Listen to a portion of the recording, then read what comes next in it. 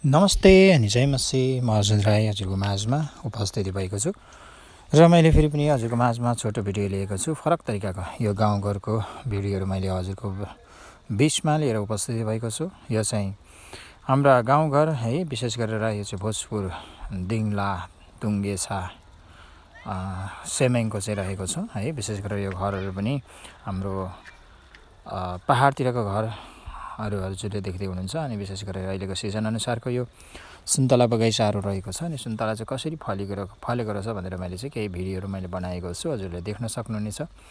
यो चाहिँ सुन्तला बगैँचाहरू रहेको छ। अनि सुन्तलाले चाहिँ एकदमै फलेको देखिन्छ। यहाँ चाहिँ सबै अहिले ठिक्क चाहिँ सुन्तला चाहिँ खाने बेला भएको छ है। विशेष गरेर पयालपुर पाकेको छ, एकदमै गुलियो छ।